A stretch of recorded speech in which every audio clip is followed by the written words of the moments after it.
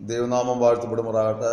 ദൈവത്തിൻ്റെ കൃപയാൽ ഒരു പ്രാവശ്യം കൂടെ AFUPC നടത്തി വരുന്ന വചന പ്രഭാഷണ പരമ്പരകളിലൂടെ നമുക്ക് സന്ധിക്കുവാനായി ദൈവം ഒരുക്കിയ നല്ല അവസരത്തിനായി ഞാൻ ദൈവത്തെ സ്തുതിക്കുന്നു, സ്തോത്രം ചെയ്യുന്നു. നിങ്ങൾക്ക് ഏവർക്കും കർത്താവായ യേശുവിൻ്റെ നാമത്തിലുള്ള സ്നേഹവന്ദനങ്ങളെ അറിയിക്കുകയാണ്.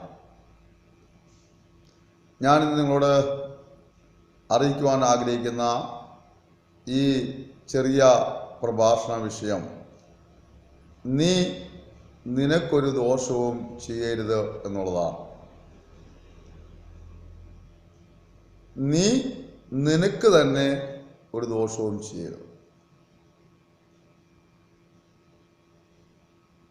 മറ്റുള്ളവർ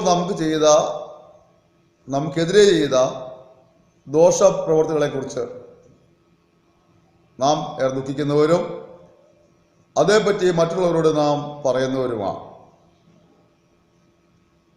എന്നാൽ ഈ സന്ദേശം കിട്ടിയിരിക്കുമ്പോൾ നമ്മൾ ചിന്തിക്കേണ്ട ഒരു കാര്യം, നമ്മൾ നമുക്ക് തന്നെ എന്തെങ്കിലും ദോഷം ചെയ്യുന്നുണ്ടോ എന്നുള്ളതാണ്. നമ്മൾ നമുക്ക് തന്നെ എന്തെങ്കിലും ദോഷങ്ങൾ ചെയ്യുന്നുണ്ടോ?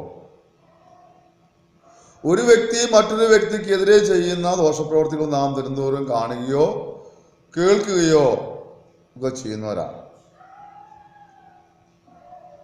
ഇത്തരത്തിലുള്ള പല കാര്യങ്ങൾ കേൾക്കുമ്പോൾ നാം ചോദിക്കും, എങ്ങനെയാണ് ഒരു മനുഷ്യന് ഇതെല്ലാം ചെയ്യുവാൻ കഴിയുന്നത്? എന്നാൽ ഒരുവൻ മറ്റൊരുവന് എതിരായി ചെയ്യുന്ന പ്രവൃത്തികളെക്കാളൊക്കെ അധികം ശക്തമായിട്ട് നാം നമുക്ക് തന്നെ എതിരായ ചില കാര്യങ്ങൾ പ്രവർത്തിക്കുന്നുണ്ട് എന്നുള്ളതാണ് നാം മനസ്സിലാക്കേണ്ടതും അതാണ് നമ്മൾ തിരുത്തേണ്ടത്. ഒരു മനുഷ്യന്റെ ഏറ്റവും വലിയ സമ്പത്ത് അവന്റെ ആരോഗ്യമാണ്. ആംഗലേയ ഭാഷയിൽ ഇങ്ങനെ ഒരു ചൊല്ലുണ്ട്, ഹെൽത്ത് ഈസ് വെൽത്ത്. ആരോഗ്യമാണ് പ്രധാനപ്പെട്ട ധനം.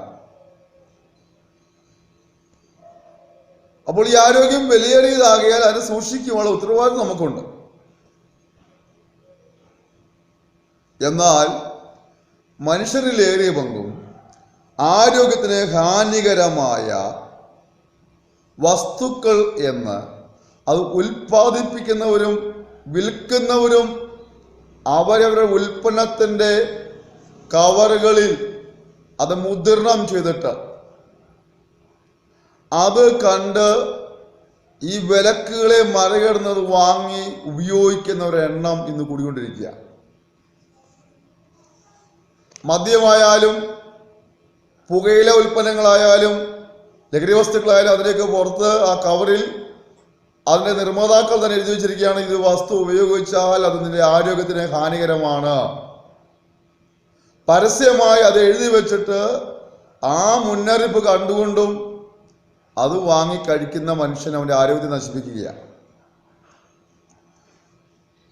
ഇങ്ങനെ വ്യക്തികൾ ചെയ്യുമ്പോൾ ആ ദോഷപ്രവൃത്തിയുടെ ഫലം ഇത് ഉപയോഗിക്കുന്ന വ്യക്തിക്ക് മാത്രമല്ല, അവൻ്റെ കുടുംബത്തിൽ അവൻ്റെ ഭാര്യ അതിൻ്റെ ദുരിതം അനുഭവിക്കേണ്ടി വരുന്നു, അവൻ്റെ കുഞ്ഞുങ്ങൾ അതിൻ്റെ ദുരിതം അനുഭവിക്കേണ്ടി വരുന്നു, അവൻ്റെ മാതാപിതാക്കൾ അതിൻ്റെ ദുരിതം അനുഭവിക്കേണ്ടി വരുന്നു, അവൻ്റെ സഹോദരി സഹോദരന്മാർ അതിൻ്റെ ദുരിതം അനുഭവിക്കേണ്ടി വരുന്നു.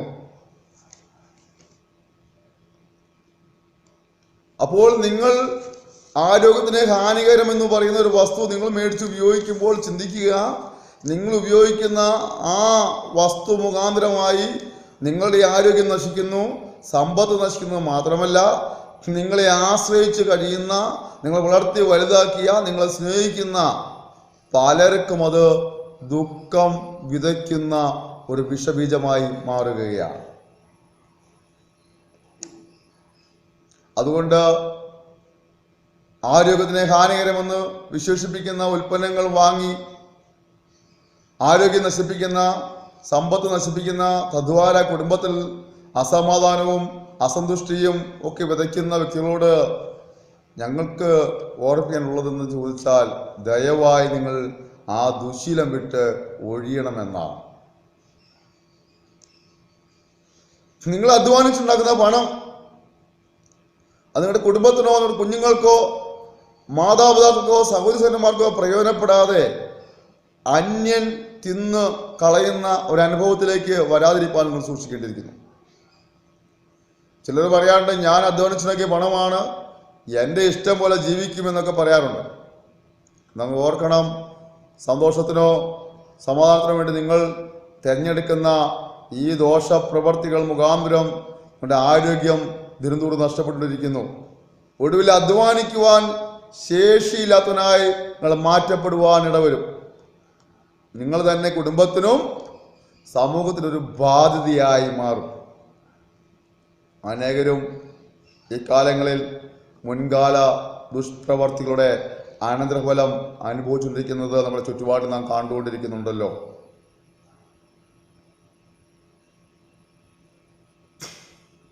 ഒരുപക്ഷെ നിങ്ങൾ ഇപ്പോൾ ഇത്തരത്തിലുള്ള പഴികൾ കേൾക്കുന്ന ഒരു വ്യക്തിയാണെങ്കിൽ, അല്ല ഈ ദുശീലങ്ങളിൽ ഒഴിവാകുവാൻ താല്പര്യമുണ്ടായിട്ടും കഴിയാതിരിക്കുന്ന ഒരു വ്യക്തിയാണെങ്കിൽ മനസ്സിലാക്കുക, ഇത് നിങ്ങൾക്ക് നാശം വരുത്തുന്നു, നിങ്ങളുടെ കുടുംബത്തിന് നാശം വരുത്തുന്നു, നിങ്ങളുടെ ആരോഗ്യത്തിന് നാശം വരുത്തുന്നു, സാമ്പത്തിക നിലവാരത്തിന് നാശം വരുത്തുന്നു.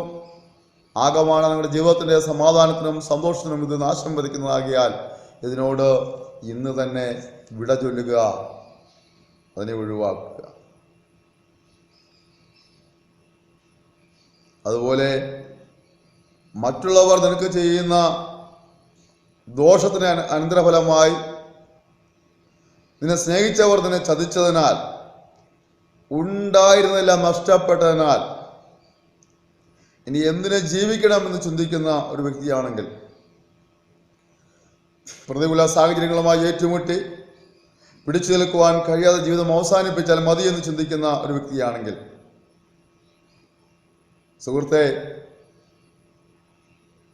നിങ്ങളെടുത്ത തീരുമാനം നിങ്ങൾക്കും നിങ്ങളെ ആശ്രയിച്ച് കഴിയുന്നവർക്കും ദോഷം വരുത്തിവെക്കും എന്നോർത്ത് അങ്ങനെയുള്ള തീരുമാനങ്ങളോട് ദയവായി വിട പറയുക.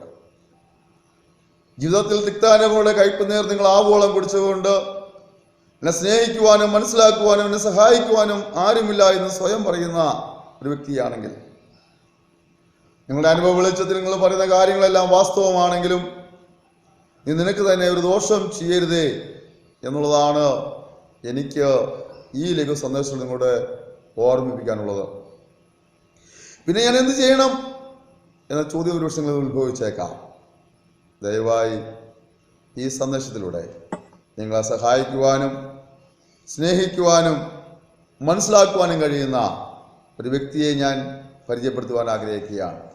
ആ വ്യക്തി ആരും ചോദിച്ചാൽ ഉത്തരം ഇതാണ്: കർത്താവായ യേശു ക്രിസ്തു. സമാധാനവും സന്തോഷവും അന്വേഷിച്ച് നൈമിഷിക സുഖങ്ങളുടെ പുറകെ പോയി ഒടുവിൽ ആഗ്രഹിച്ചൊന്നും നേടുവാൻ കഴിയാതെ നിരാശനും നിരാലംബഹീനനുമായ മനുഷ്യനോട് യേശു ഇപ്രകാരം പറയുന്നു: എൻ്റെ സമാധാനം നിങ്ങൾക്ക് തന്നേച്ചു പോകുന്നു, അത് ലോകം തരുന്ന പോലെയല്ല. സ്നേഹിതരെ, ലോകത്തിൻ്റെ സന്തോഷം നശ്വരവും അതിൻ്റെ അനന്തരഫലം രോഗവും ദുരിതവും സമാധാനവും കഷ്ടവും കുടുംബ തകർച്ചകളും മാത്രമായിരിക്കുമ്പോൾ യേശു തരുന്ന സമാധാനം നിലനിൽക്കുന്നതും എൻ്റെ ജീവിതത്തെ ക്രമാനുഗതമായി ഉയർച്ചയിലേക്ക് ആനയിക്കുന്നതുമാണ്. വിവിധ പ്രശ്നങ്ങളിൽ കിടന്ന് നട്ടം തിരിയുന്നതിൻ്റെ ഫലമായി ഒരിറ്റ ആശ്വാസത്തിന് വേണ്ടി നിനക്ക് തന്നെ ദോഷം വരുത്തുന്നതെന്ന് അറിഞ്ഞിട്ടും മദ്യപാനം, മയക്കുമരുന്ന്, പുകയില്ല ഉൽപ്പന്നങ്ങളുടെ ഉപയോഗം, പരസ്ത്രീ ബന്ധം, പരപുരുഷ ബന്ധം എന്നിങ്ങനെയുള്ള ദുശീലങ്ങൾക്ക് അടിമയായ വ്യക്തിയാണ് നിങ്ങളെങ്കിൽ ഈ നിമിഷം ആ കാര്യങ്ങളോട് വിട പറയുവാൻ തീരുമാനമെടുക്കുക. എന്നിട്ട് അധ്വാനിക്കുന്നവരും ഭാരം ചുമക്കുന്നവരുമായുള്ളവരെ എൻ്റെ അടുക്കൽ വരുവീൻ, ഞാൻ നിങ്ങളെ ആശ്വസിപ്പിക്കാമെന്ന് പറഞ്ഞ യേശുവിൽ ആശ്രയിക്കുക. അവൻ നിങ്ങളെ തീർച്ചയായും സഹായിക്കും.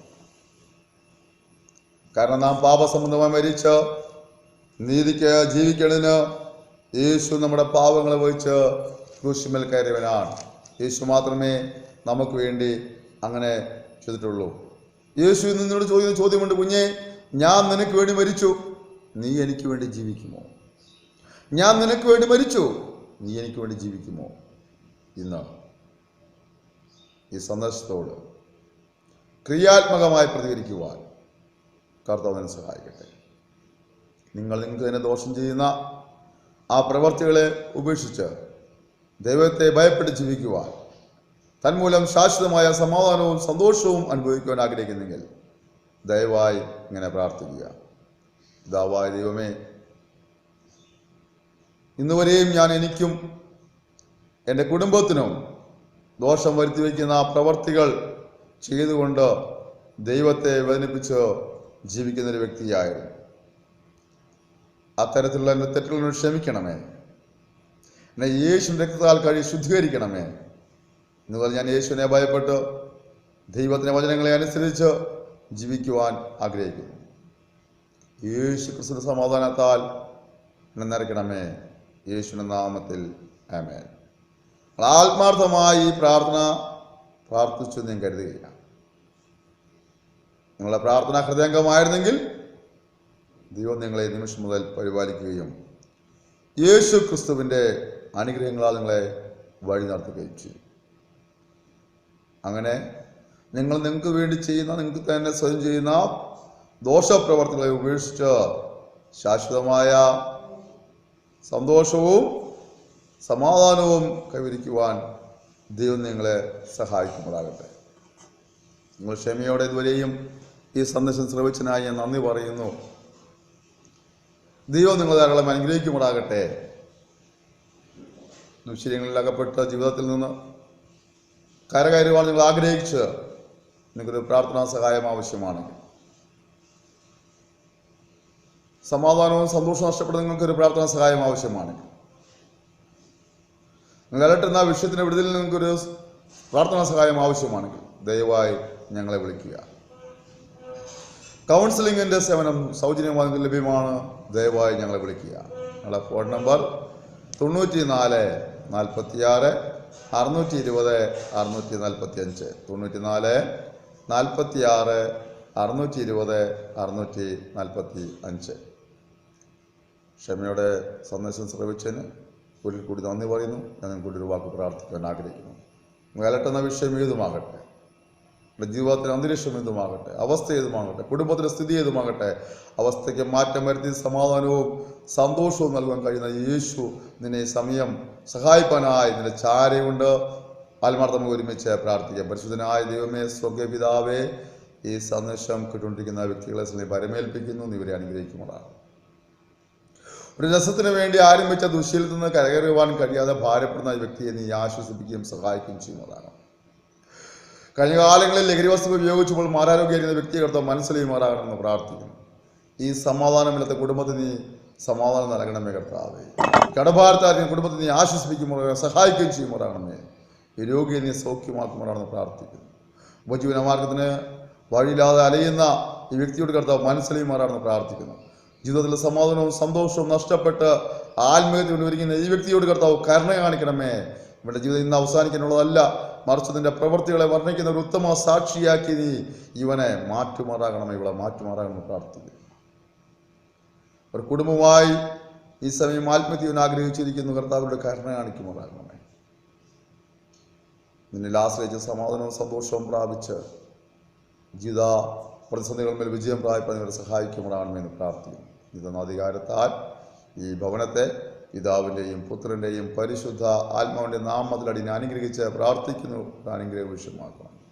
സമാധാനവും സന്തോഷവും ഐശ്വര്യവും അഭിവൃദ്ധിയും പ്രാപിച്ച് നാൾക്കുനാൾ മേൽക്കുമേൽ ശക്തിപ്പെടുവാൻ സഹായിക്കുമാറാകണമെന്ന് പ്രാർത്ഥിക്കുന്നു. സ്തോത്രം യേശുവിന്റെ നാമത്തിൽ തന്നെ ആമേൻ.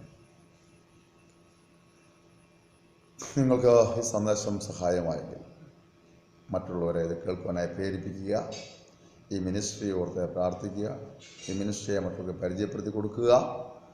ഈ സന്ദേശം, ഇതുപോലുള്ള അനേക സന്ദേശങ്ങൾ അനേക ജീവിതങ്ങൾക്ക് ആശ്വാസമായി പലരുടെയും കാതുകളിൽ എത്തിക്കുവാൻ ഞങ്ങൾ ആവോളം ഉത്സാഹിക്കുന്നു. അതിന് ഞങ്ങൾക്ക് നിങ്ങളുടെ പ്രാർത്ഥനാ സഹായം ആവശ്യമുണ്ട്, പ്രോത്സാഹനം ആവശ്യമുണ്ട്, സഹായം ആവശ്യമുണ്ട്. ദയവായി ഞങ്ങളോട് സഹകരിക്കുക, ഞങ്ങളെ ഓർത്ത് പ്രാർത്ഥിക്കുക.